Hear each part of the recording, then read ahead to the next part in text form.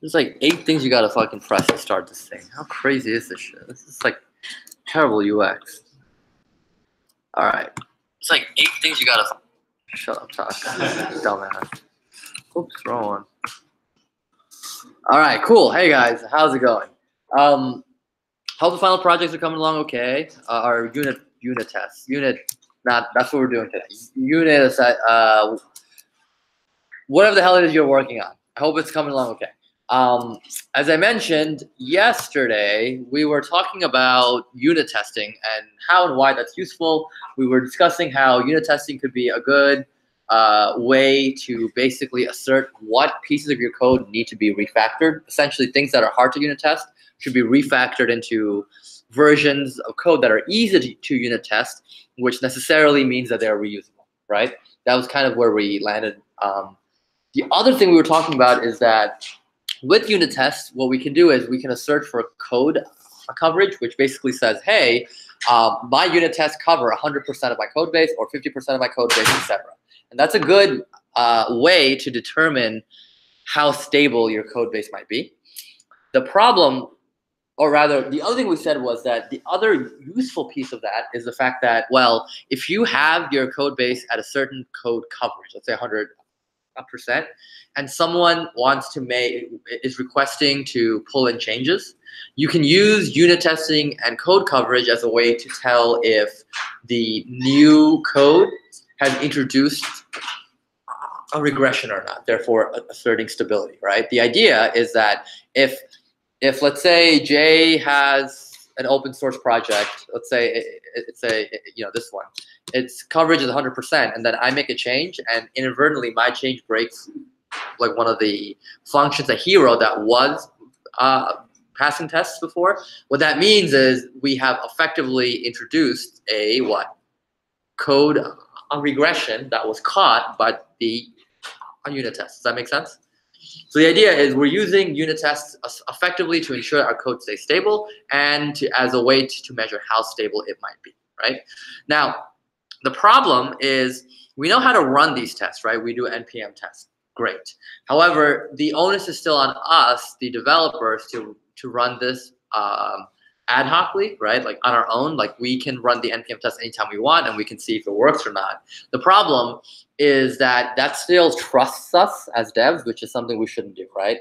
Ideally, we want this to be a part of a process so that it's very clear if test breaks, right? And so that's kind of the purpose, at least one of the purposes of a continuous integration, continuous development approach. So CI/CD pipelines are basically software where you can take your code base and run tests on it, deploy it, run tests on your deployment, and so forth. They're used for a whole bunch of stuff. Generally, you want to use them to run tasks. And the idea is we're going to use them as a way to assert that every time a PR is open, the unit tests run. So what this will do is this will basically say, okay, well, if there's a new branch and a PR is open, that means that this branch is requesting to be merged into master. If there was a way to run the tests on that branch at that point, which means that it is, because it's requesting to be merged into master, it should be prepared to be merged. So therefore, it stands to reason that the unit test should run and pass. If they don't, that means that this new code change is introducing an instability and it needs to be flagged. Does that make sense? So that's kind of the reasoning. And what we want to do is we want to make that automated instead of trusting that someone will run that every time. That's where CI/CD comes in for this instance. We can also use it to, as I mentioned, deploy stuff and so on and so forth. But for now, we're going to focus on this piece only. Now, there are a lot of different software as a service platforms that perform this. So I want to show you a couple. BuildKite, Circle CI.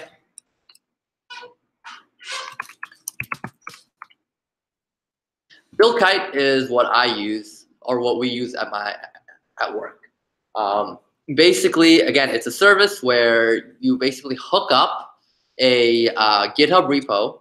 It's called a pipeline, and then you can configure it so that certain things are going to run at certain points. In fact, let me see. I should be able to log into my BuildKite. Let me see. Oh, Let me show you guys PXPA.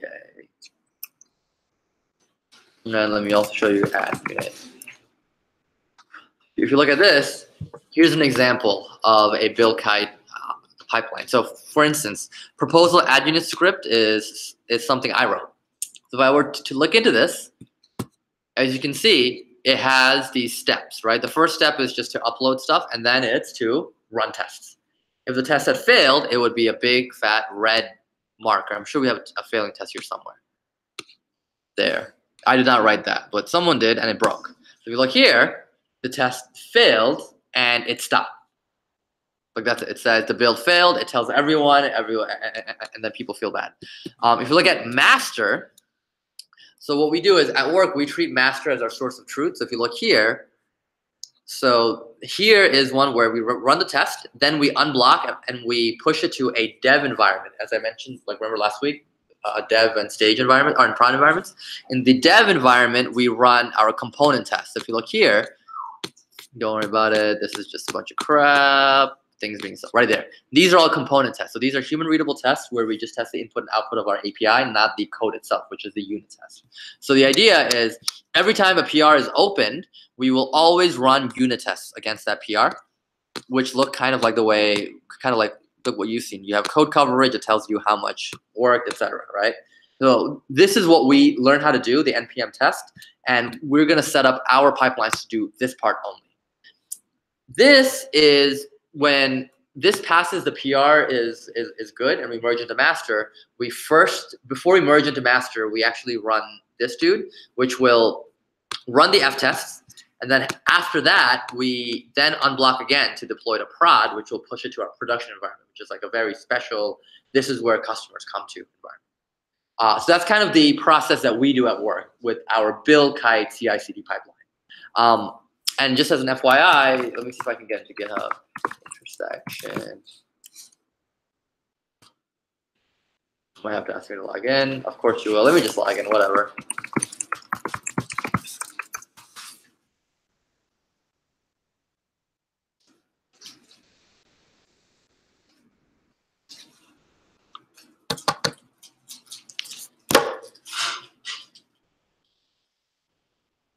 I hope we have a failing build. Let's see. Look at the PRs here. So, okay, so right now all of these passed, right? But if any of them failed, you would see it because here it would be a big X. So if Bill Kite fails, it gets updated in the PR and it's very clear to the devs who are reviewing the PR that something is broken and that it needs to be fixed. This is all process, right? The idea is, again, how do we ensure that our code remains stable? And so CI/CD is just a tool that integrates well into the GitHub workflow or Bitbucket, like depending on what you use, that will help us. That will help make it easier to manage this. Okay, fair so far? Any questions? Okay. Yes. Don't the devs test it before? Yeah, we definitely do. But just so the idea is, you should, and we definitely do. However, it's still like a stopgap just to be safe, to make sure that it runs. The other part of it is that what we do in particular, which we're not going to talk about, is that we actually take the source code and we package it up into a specific environment that's equivalent to like what it should be in prod. So the idea is usually it will work, but just because your tests run on your environment doesn't mean that's going to run on the prod environment. And so like it's an added safety check. We're not going to do that. We're not going to talk about containerization at all. But if you ever heard of the terms like a Docker or Kubernetes, those are, again, even more software solutions that make it easy to ensure that the environments that your code runs in are also equivalent across the board. But regardless, the expectation for us is that actually, like all devs are supposed to run the unit test and the component test before we push and open a PR. But still, we like to assert and see that because otherwise you get into the classic like, oh, it works on my computer game, and we want to avoid that. Which is why the CI/CD pipeline is basically a server, a centralized server that we can trust and configure so that the environment looks similar to our prod and dev servers, and we can run our tests and be confident that work when we push it over. It's all about deploying with confidence in this case, right? Or merging with confidence. Someone else had a question. Yeah, Jorge. So you mentioned Kubernetes. Yep. So is that like another layer on top of all this stuff? Yes. Okay. Yeah. Well, screw. I look. Kubernetes or Docker. So I use Docker at work. So yeah, Docker is just another layer which tries to make the environment that where you dev versus prod versus anywhere else look as much as the same as possible.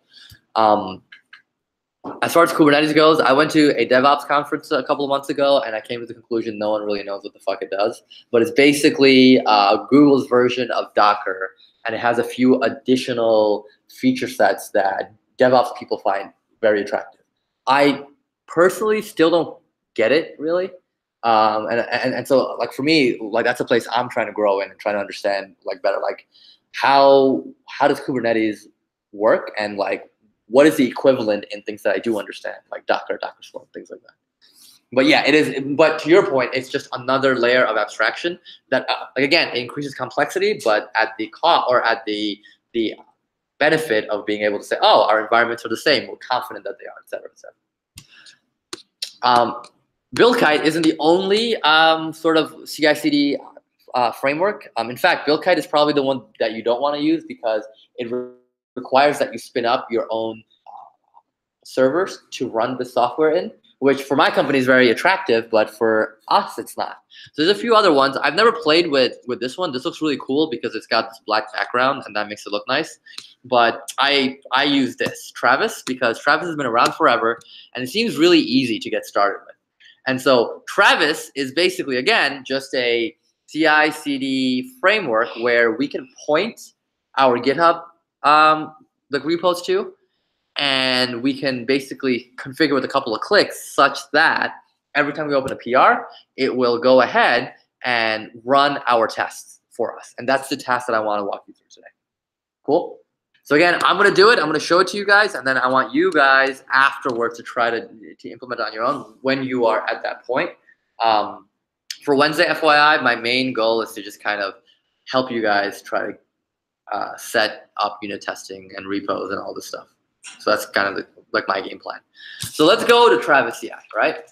So Travis CI, like the first thing you got to do is you kind of have to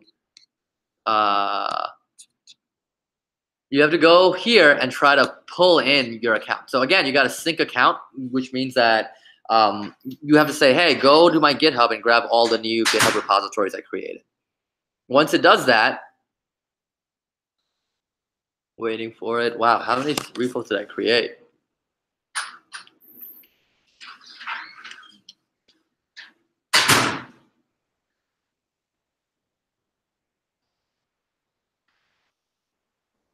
Still syncing.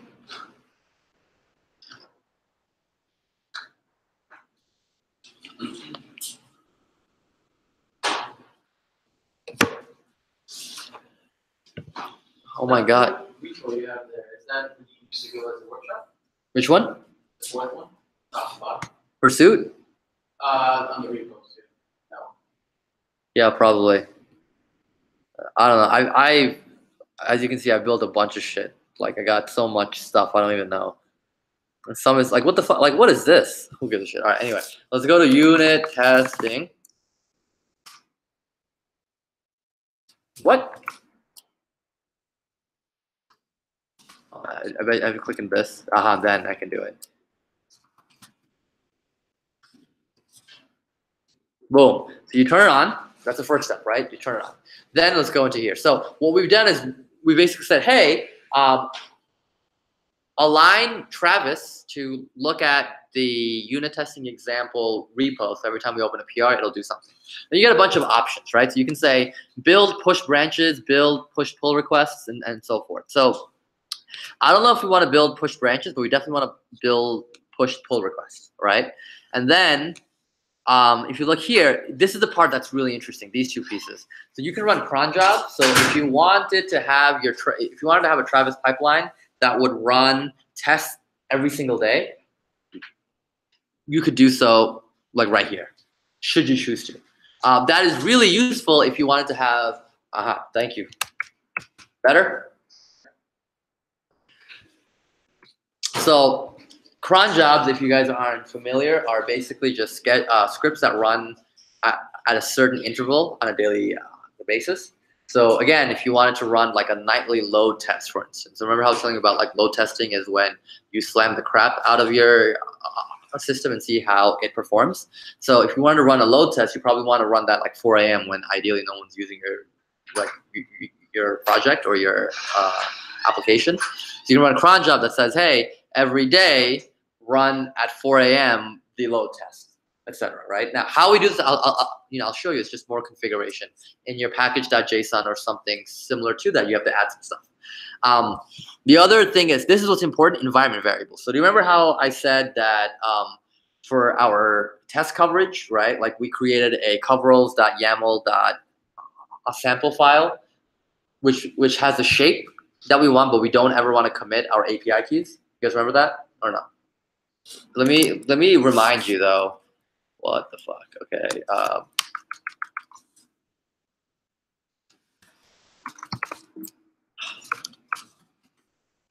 Remember this?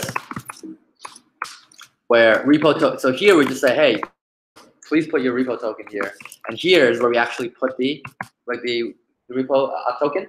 And we can do this because this isn't being committed. It lives on our machine, so it's safe, quote unquote. Whereas if we had committed this, that would have been problematic, right? So the problem is, well, when we run our tests in Travis, which again is in Travis's server somewhere, we want to feed that variable in, don't we? Yes or no? Why?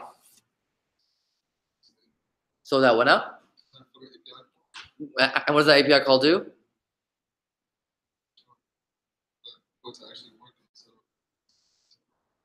Right. Well, but what does it work to do?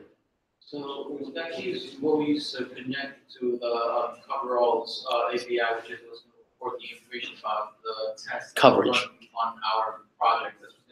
Correct. Yeah. So you're right. It's an API call. It just takes the coverage report and puts it onto coveralls so that it can be tracked. So the idea is it's basically an API key. So a coveralls repo token is just an API key, right? And it goes back to that classic problem. How do you do API key management, right? And so far, what we've been doing is we've been like, LOL, we don't give a shit, and we just commit to GitHub. That's very bad. Even if your GitHub repo is private, you should not be committing your API keys. Why? Because GitHub can be hacked, right?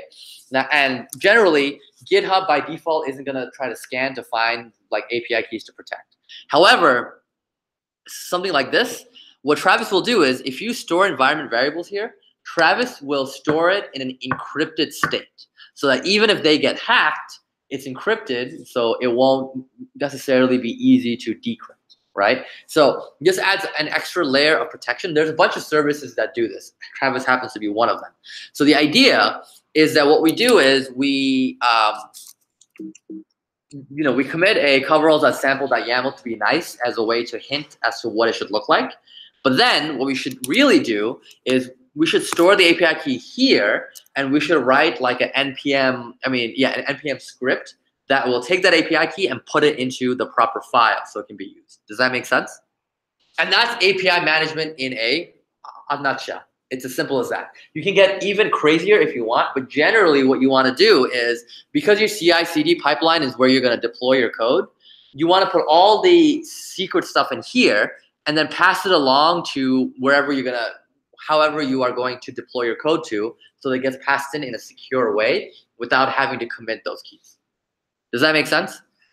Secret management is a big deal. And if you're building front-end apps, you can't get away from it, because even if you do the environment variable thing, like your browser will not have your keys, right? So, which is why we prefer to do like proxy, proxy APIs, like with the Dark Sky API was the one that we did it for, right? Like remember, like they didn't allow cores, right? Because they're like, well, we on principle don't want to share the API key, so you have to write a proxy, and in the proxy you should have your key in an environment variable so it's protected, so that everything is safe. When it comes to backend though, there's no excuse not to do this, because you control the environment, you're the one, you spin up the server you're gonna deploy to and so forth. So it should always be environment variable based, at least for this level of complexity in the projects. As you get more and more complex, you might need to break it out into like environment variables per stage, etc. But we'll talk about it later.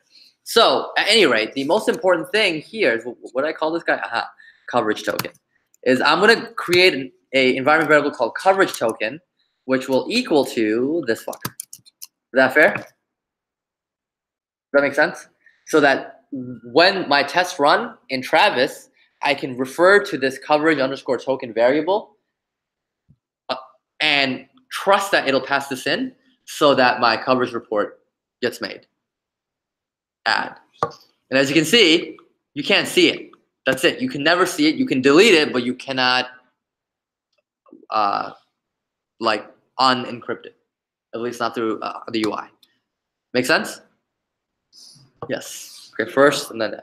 How do you put that variable on your coveralls.yaml? I'll show you that. I'll show you. Right. Good question. We have to do something a bit special, and I will show you what that means soon enough. Yes, sir. This builds have nothing to do with No bill. It has nothing to do with what now? It has nothing to do with builds. So we're going to use package.json to define the scripts that are going to run here. So stay tuned. I'll show you exactly how they like relate to each other. So here's what we did. We have set up through Travis CI's user interface a way to basically a way to say, hey, please do this shit, right? Our next step is now we have to tell this repository what kind of Travis build that we want. So the way we do that is we create a file called travis.yaml. So again, YAML files are how we manage configuration across the board on these kinds of things, right? So .travis.yaml will allow us to talk this through, right? Or at least specify. So what do you do in your travis.yaml file? Note the dot in front of it. So it's a configuration file, so I just wrote it before I'm going to copy pasta it because I don't really want to deal with it, but I'll tell you what each piece means. The first thing is you have to tell Travis, hey, I want you to boot with a Node.js environment. So if your repository ran Python, you could tell Travis to boot with a Python environment and so forth. In some cases, you might need multiple environments. That is fun because typically Travis will only run with one environment. And again, containerization solves this problem. Like if you had a Docker container or something, you can do whatever the fuck you want. But I mean, like maybe it's not worth showing it, but like just know that for the time being, with Travis, in the simple approach, it's always going to be one language per environment, okay? So in this case, Node.js. The next thing is you have to tell it what version of Node.js you want. And here's where, if you can see, the environment stuff comes into play. Like, if you're developing your code in Node version 8, one, you want to make sure that when you deploy it to your production environment, it should also be Node version 8. You want to make sure you run your tests in Node version 8. You see that? So this allows you to kind of maintain that control and ensure that everything that happens is going to happen in the same version that you choose. So I actually installed Node version 11 recently, so I decided to push it to that. And you can give the specific version, 11.10.1. Does that make sense? Yeah. Well, then you can tell it to run an older version. Yeah, so like this is the version of Node. So that's exactly what I was just saying right now. If your local environment you're developing and testing in Node 8, you might want to make sure that in Travis you also do it in Node 8, right? But the idea is you can assert control. It's not like Travis will always like run it in the latest version of Node. You can specify. It's a configuration option you have. Does that make sense? Any questions before we go forward? Yeah, Aaron. Is that because like companies might want to keep everybody on the same version or something like that? New versions of like Node or Python and things like that will often break stuff potentially. You don't want if you're building your entire application in, let's say, Python 2.6, which again, you should not be, but if you did, Python 3 will break the crap out of your application. So as a company, you might make the business call to stay onto 2.6 for as long as possible, right? Or if you get, there's often like, as a company, you might not want to automatically upgrade to the latest version because, as you guys probably know, code that is freshly like written is also probably fucked. There's bugs, security issues, things like that. So you might rather use a stable version that's older, sacrifice some features for the sake of like security and performance, right? So those are reasons why companies might choose not to go and use older versions. In fact, most software will like release LT versions, LTS like versions. So like for example, Firefox. Every 5 versions of Firefox, they have like an LTS version, which is called long-term support, which they pledge to support that version for 2 years or so. So that banks and stuff will say, oh, okay, a new version of Firefox LTS came out. We'll upgrade to that, and we will not change it for two years. And now we know exactly what its security features are, blah blah blah, and we can manage it. So the thing to realize here is that software engineering isn't just coding. It's also the management of code and people who write code.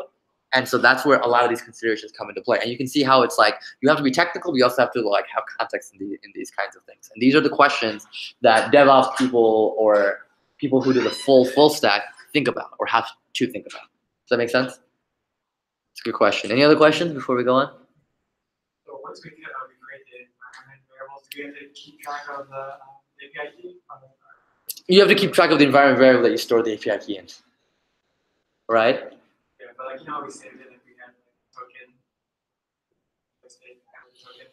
like token. You might want to keep track. I see. So the question he's asking is like, okay, so like we have the code coverage token that we saw, right? And we paste it into Travis. Do we need to keep track of it? The answer is maybe, because it depends. If you wanna push to coveralls like locally, yeah, you probably have to keep it on hand.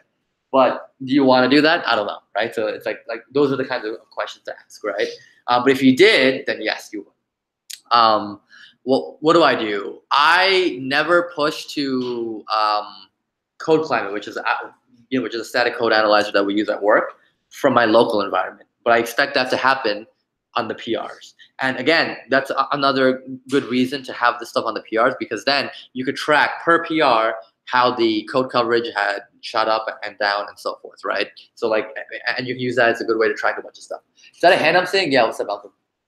Does everyone with feel like everyone who has a capability of pushing code, they all customize the code too, or is it They can customize the Travis build, but this is tracked as a regular file, so someone will have to approve those changes. Does that make sense? Yeah. Like for example, I mean, I closed it, but that build kite pipeline I showed you where I had a proposal, in the proposal, I changed the build kite pipeline, which is .buildkite.yaml. And part of the acceptance was that, oh yeah, this pipeline change makes sense. We'll do it. You know what I mean? So like you can do that kind of stuff. Now, so that's these two.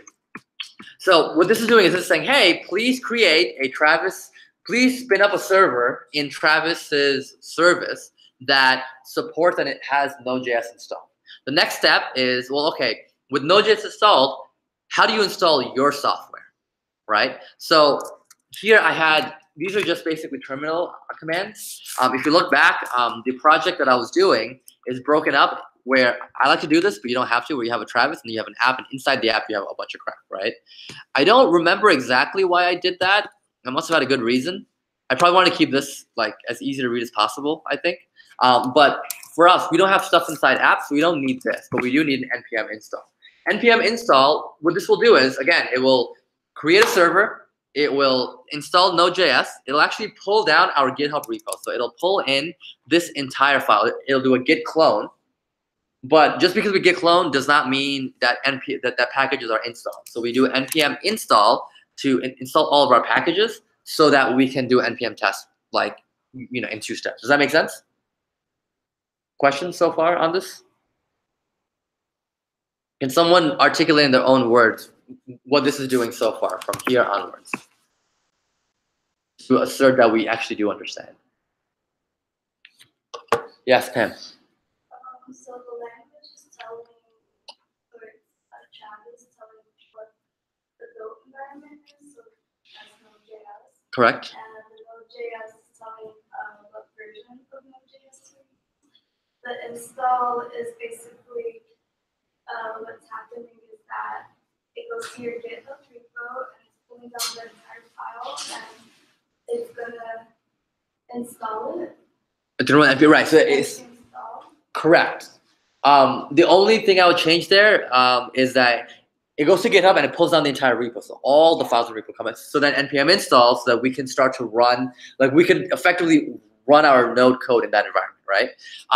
So what's left is to run the script, but this before script is a hook, which will say, hey, before you run the actual scripts, like export coverage token into this, will say, you have access, like we have access in Travis to this guy.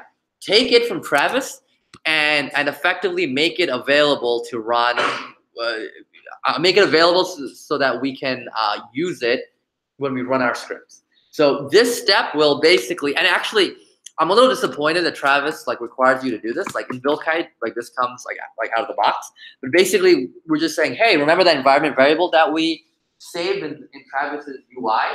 Make it available in this server terminal environment so that when we run our npm test, the API call to the static code analyzer will work because the API key is available. Does that make sense? So yeah, what's up? Right now, at this moment, like the people key have the key there. So how does it concern? Good question. So Atharikis is saying, well, the repo does not have the key either, right? So how is it doing it? So that's what the npm run write coveralls does. What I'm doing here is this. So if you look at that package,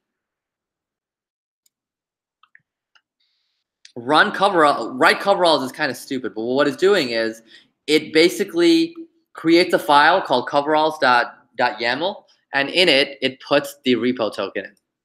So I'm writing it dynamically each time, which admittedly you can argue is kind of like, kind of sucks. But because it's one and it's so simple, it'll work. I could have done it a few other ways. I just chose not to. And I think for your cases, you probably don't need enough that you should worry about it, right? But like you could write a script that you run, which will generate this for you, et cetera, et cetera. But what I'm doing is I'm saying, hey, I know that Travis has the coverage token. I'm going to export it into my terminal, and then I'm going to write a file like using bash that basically just generates this for me.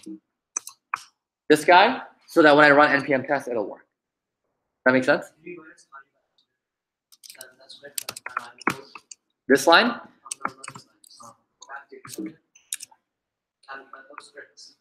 I wrote them.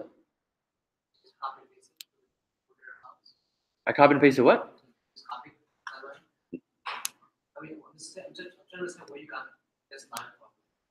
I knew I needed to have a coveralls.yaml and I knew I needed to have a repo token, but I knew that I couldn't create that file beforehand because then it would be in GitHub, which I didn't want, right? So what I'm doing is I pulled the coverage token from Travis, and while in the Travis environment, the first thing I do is I just write that file, and then I run the test. So I said to myself, how do I write a file in terminal? And I'm like, oh yeah, I know how to do it, and then I just wrote it. You know what I mean? So like what you would do is like, in order to make this work in our code, oopsies.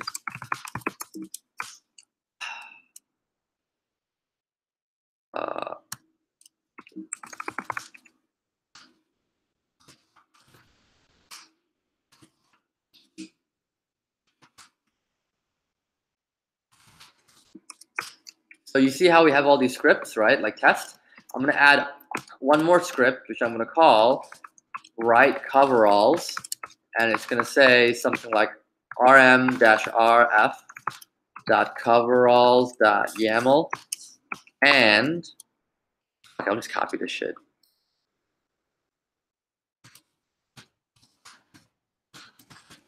So that'll do. Yeah, this is a terminal script. But basically what this is saying is it's saying, hey, if coveralls.yaml exists, remove it. It shouldn't exist, but just do it anyway.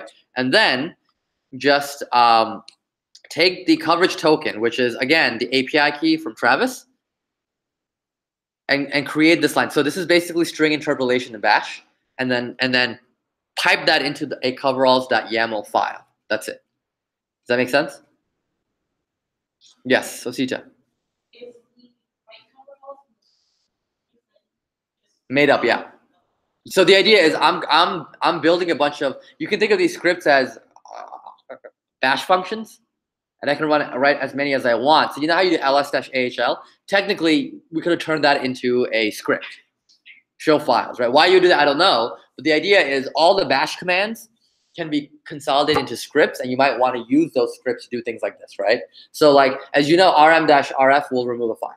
You know that touch will create a file. You know that echo will display something. So I just combine a couple of them into this one-liner, and now I can do npm run write coveralls, and assuming that this variable exists, which it will in Travis, it will create a file in Travis for that build only when I run that build, which will take this token and put it into a file so that I can post to my static code analyzer. And then once the build is done, Travis will destroy that server, which means all this content is also gone. So it's like safe, quote unquote. Does that make sense? We're temporarily taking the environment variable, putting into a file so that we can push to our code coverage. Questions? Does that concept make sense? Can someone else repeat it for me so that we can assert that it does kind of make sense from your perspective? In your own words, can someone explain what that's doing? And if you can't, then that's a good indicator that we should probably talk about it some more. Yes, Tarek. So like we write tests for our code, right? Yep. So for local storage, we want to push the test results to coveralls. Okay. Right? But we want to push the API key. Yeah. Correct. So what we do is create a coverall that sample like yellow and do some random text in the repo. But now we want to be able to coverall results in GitHub every time we do PR, I guess. Yeah, exactly. So yes. We have to have the API key in there. Right. We'll make sure that nobody else will see the key actually. Correct. So we put in the Travis UI. Yeah, a Travis CI, right here. Yeah, right here. Yeah. And then we grab it somehow.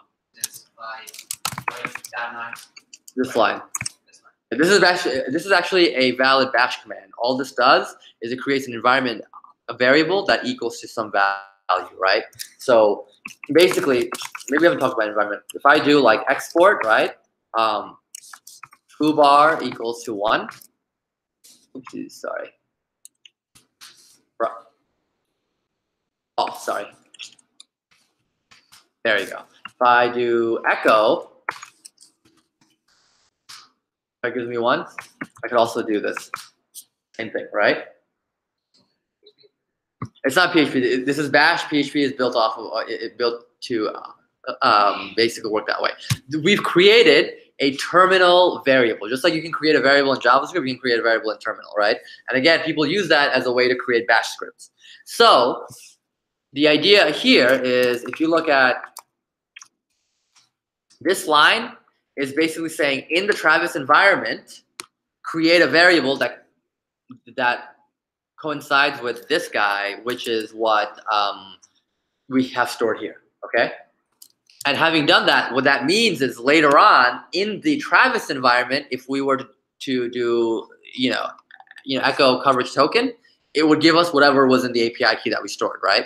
Which is why, if you look at package.json here, when we do this, what we're saying is, create a YAML file with one value, repo token, which is like whatever that guy we stored in there was.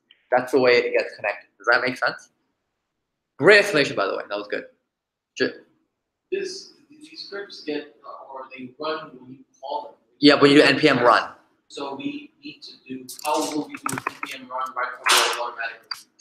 That's what the script does. You see? So before we run these scripts, we just want to make sure that the API key is available. The whole point of Travis is to actually run scripts. It's basically a task runner, right? So what tasks do you want to run before you merge into master? What tasks do you want to run before you deploy? And some examples of tasks are, for instance, if you were building a front-end only app, you might want to use Travis to say, hey, when you merge to master, also deploy this code to GitHub Pages or something, because it's in master, it should work, right? That's a very common use case.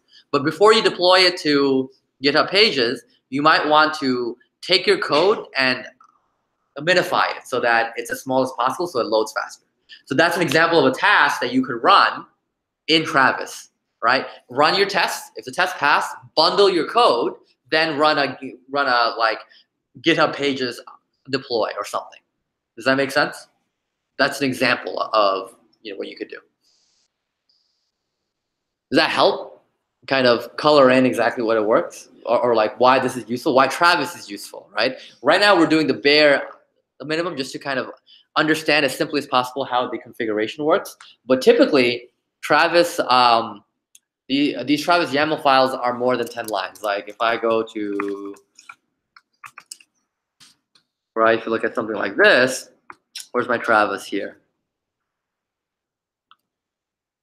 Like you see, it's a bit crazier, right? Where I have like before install, before script, deploy, right? So you have a bunch of steps, and then if you look at our build type pipelines, they're even more involved because they do even more things. So the idea is we're just talking about the simplest case, which is that hey, every time I push, also run tests. But you can also say hey, every time I create a PR, run tests, bundle, do a bunch of crap like check the DB or something. Or you can say every time I push to master, run tests, bundle, deploy, and then do something, right? And you can choose. Like that's the whole point of the configuration.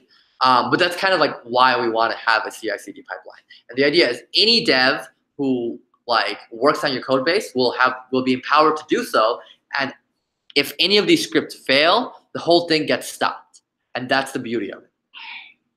So it empowers people. It empowers devs to be able to take your code and push it all the way to production, but also gives you the stability saying that, hey, if any of these steps fail, stop everything. Any questions so far? Okay to go on? So again, write coveralls just creates a coveralls.yaml on Travis, and then we can run npm test, which will run the test, but also push it to a coveralls, right? So having done this, let's commit this fucker, right? Holy shit, what is all this crap?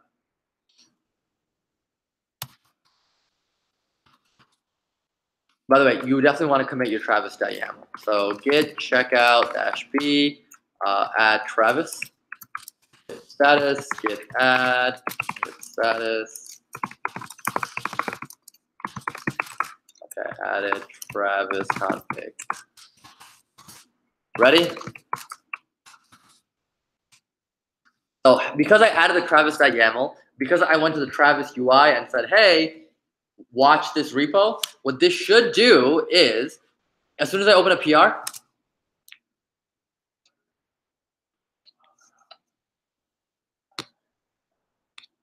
watch what happens. In here, if you look at build history, you should see current, what we got here, pull requests. Boom, you see this? It's building it, PR number 1.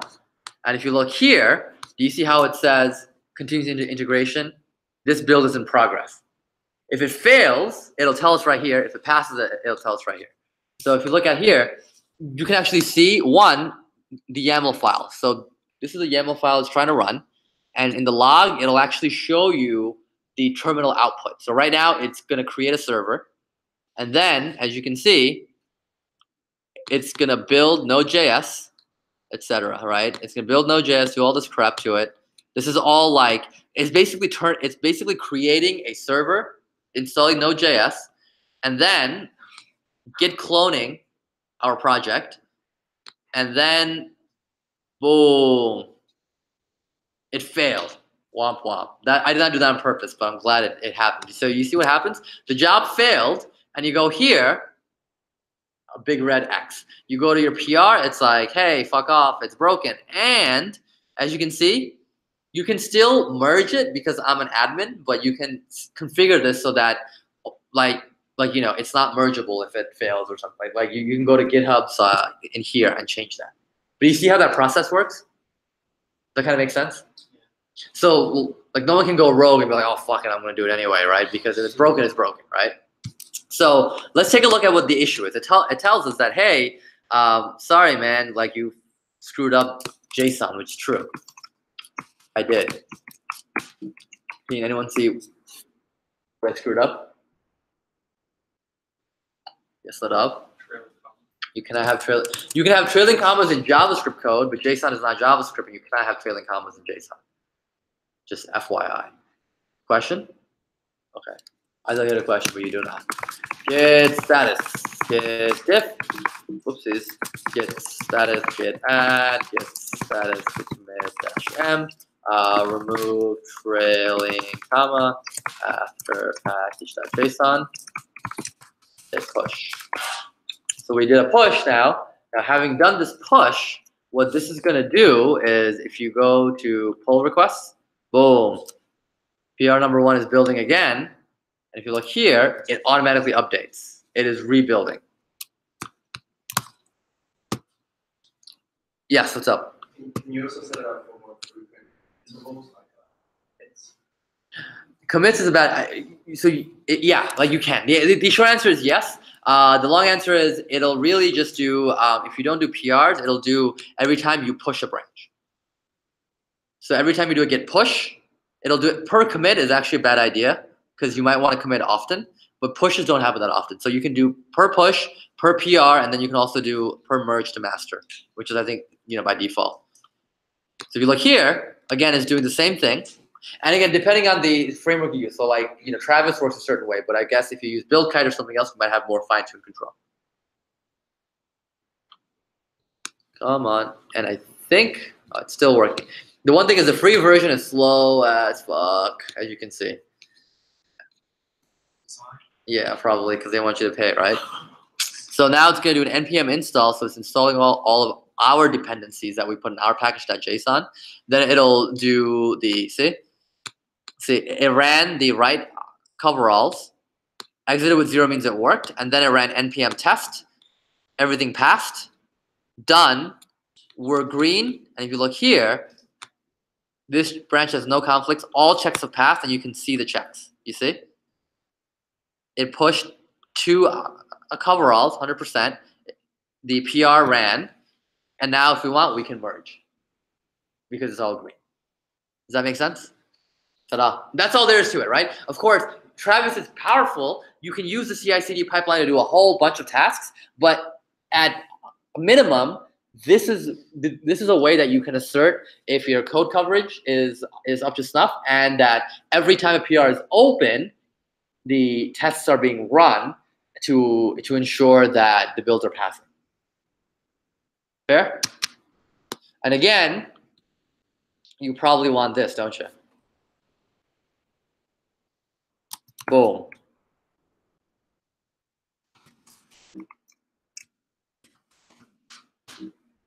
I don't have a README here. Ooh, git checkout master, git pull, git checkout at Travis, git merge master, vim readme.md. We got our badges, git status, git diff, git add, git commit -m, updated readme, git push. The push will do another build. Look here now. Pull requests, the third one. So every push, right? If you look here, as you can see, it went from green back to gray again because it's like, well, you made more pushes, so I'm gonna run the test again, and the test may fail, right? So the process is you wait, it's green, then you go. And the beauty of that is then, as a dev, you only have to take a look at what the code is saying, and that's it, right? Like you don't have to worry about, is it running? Well, the unit test passed, so at least minimally it is, right? And that's nice. You guys kind of see the use case of this? It's a powerful tool, and again, there's a lot you can do with it in terms of tasks that you might do before you deploy. Give you another example. So you guys are working on DBs, right? Or you will be. Now, the way we do it is like we create our DB, we create our seed file, and then our code runs, right? However, if you can imagine, as time goes on and requirements change, you might need to add or remove columns from your DB. You guys agree? The problem is you already have data in a specific format. So how do you manage that? The answer is you write what's called a DB migration, where if you're going to add a column, you go back to all the old data and you add that column to the old data with some sort of fake value. Or if you need to remove it, you go through the old data and you remove that column, right? Like whatever. We call those DB migrations, and an important part of managing like databases is to manage these migrations. And you can't push before you do them. So like these CI/CD pipelines are a useful way to say, hey, first go ahead and do the DB migration, then bundle the front end, then push X, Y, Z. Make sense? So if you look here, it looks like our build passed. So I'm gonna go ahead and also, guys, always squash and merge. I'm gonna squash and merge. Donezo. What this will do is I can get rid of the branch safely. I'm done here. If you go here now, like we're good, but you go here, pull, and you look at current, is there build history? Come on, there's gotta be build history, fam. Really? Branches, PR. Oh, I guess because I only said, so I guess that's probably fine, but now it makes me think that maybe I do want to do something like build push branches too. But either way, if I go here now, as you can see, I get two now. I get the coverage and the build. And I think I also have the ability to kick off a new build. Yeah, I can trigger a build on master. And by doing so, if I want at any point in time, I can just create a build. So now it's going to run the build on master branch, which once it's done should give me a build of passing. Assuming it builds. What, this part? Oh, so I guess I was just thinking in my head. I usually I decided to turn off the push branches because that means every time you push, it'll build, and every time you open a PR, it'll also build, which seems wasteful to me. However, you probably want this because that means every time you push to master, which is when you merge the PR, it will run the build process on master branch, which sometimes you might want, sometimes you might not want, but I think we always want that, right? Like after we merge the PR, we want to make sure that that master is still stable, because if it's not, you might want to roll back or something. So that's why I changed it, but like I don't want to push to master, so instead I decided to trigger a build by hand on master branch, which is an option you have. So at any time you can just start a build, which is what this is doing. If I look at this, where are you, fam? Oops, get out of here. I can go to build history and see it's working on master. So once this is done, which should be pretty soon, I'll get a green here, and it should give me a build passing, etc., which is kind of our benchmark, right? So wait for it. Boom. Right coveralls, jest. It did it. I think it's alive, or if it's not, it will be. Who the fuck? Yo, these motherfuckers at work. It's like 9:48. Why are you still working? Stop writing stuff. Jeez. Anyway, boom. So this passed, and I believe if I refresh, this should be passing. Boom. Build is passing, and we go here, and we refresh. Build passing. Green. This is good, right? Ta-da. This is what you want. Anyway, so the idea here is, again, I would strongly recommend for at least your sort of API server side code bases that you intend to be open source, you should follow this process. It builds good practice. It ensures stability. It makes sure that you know exactly what state your code is in. Again, CI/CD is very useful, and what we're going to do in the upcoming weeks, so not this Wednesday, but on Saturday, I want to go into deployment, and then I want to talk about how we can use CI/CD to automate the deployment process. So what that means is when you open a PR, it'll run your tests, and it'll do all that stuff.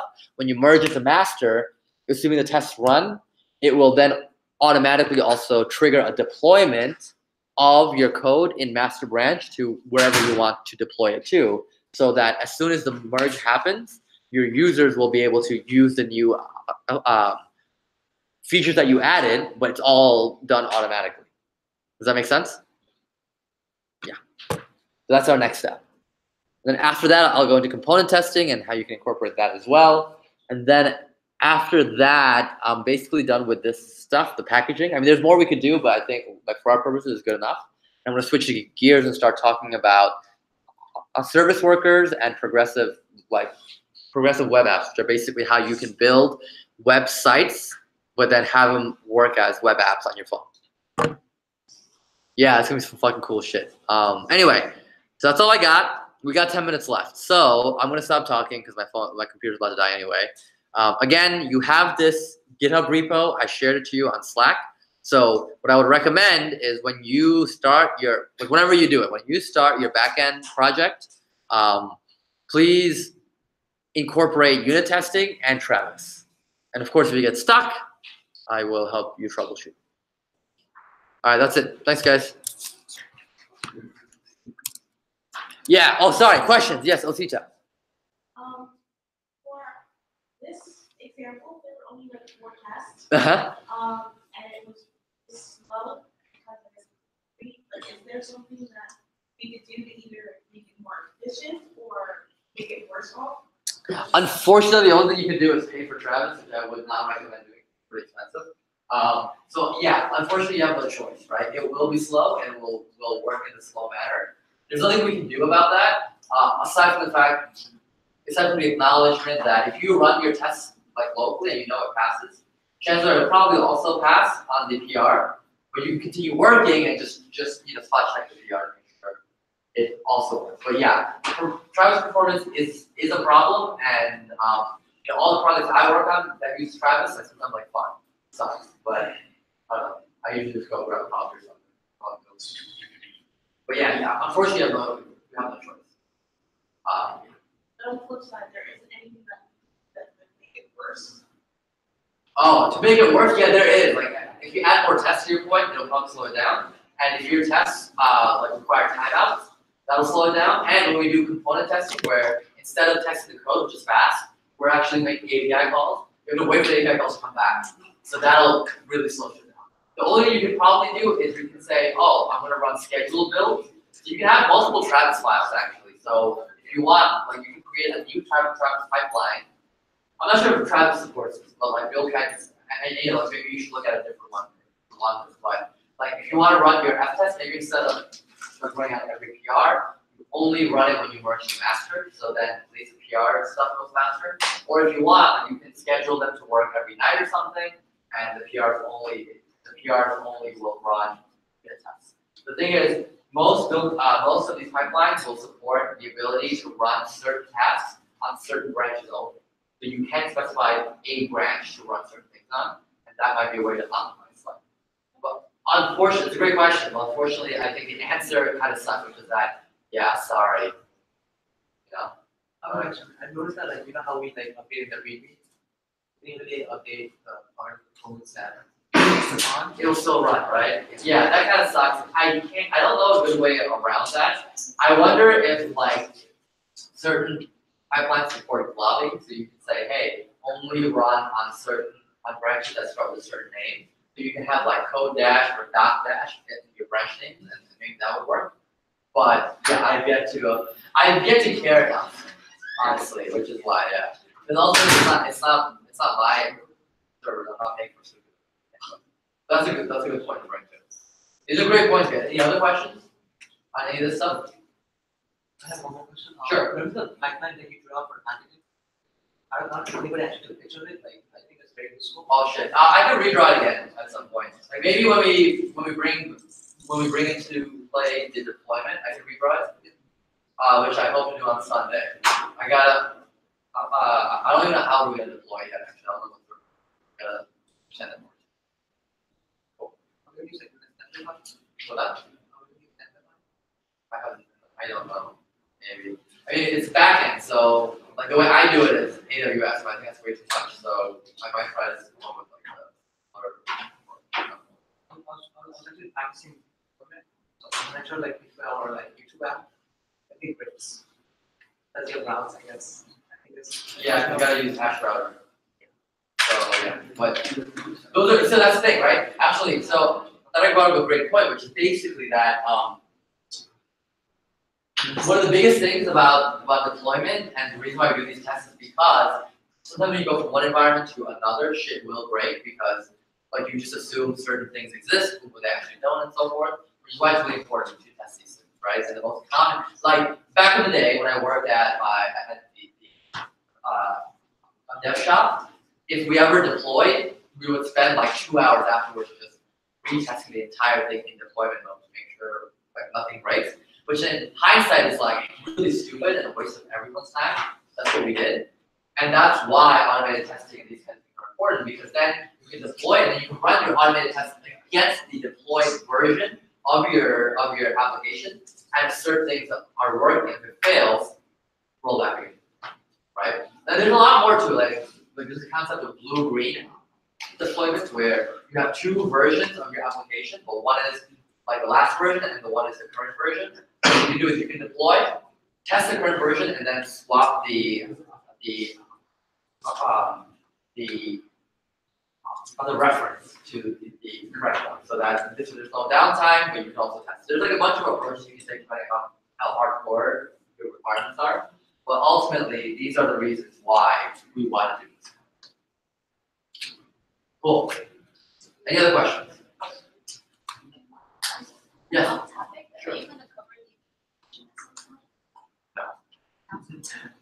No, only because there's no need to, I think. And ultimately, I would rather spend that time talking about demigration. I'd rather spend that time doing things like Firebase and more front-end stuff. I think they call like more React stuff. So- Does that mean when we set up our tables, it has to be like a final version? Well, here's the thing. No. So when you set up your tables, like you can change later on. The problem is if you deploy your application and you have real users who have their real data on it, that's when you can't change the schema without migration. Does that make sense? It's like if I was Facebook and I deployed and the user table had like four columns, and then I wanted to create a few features, so I added a fifth column. Well, all the 10 million users with the 4 columns need a way to be able to access that feature, right? You could go back and backward it. That's the problem. That's how like migrations work. I'm just using that as an example to say, hey, here's how CI/CD pipelines are used, because it'll automate that stuff for you. Anything else? Yeah, you know what? All right, that's all I got. Wow, I was like, dude, this is gonna take 20 minutes. I took an hour, so that's kind of cool. But I hope I didn't go too fast. I hope this kind of makes sense. I'll see you guys Wednesday, where I want to help you guys set this up and talk about any issues you have. All right.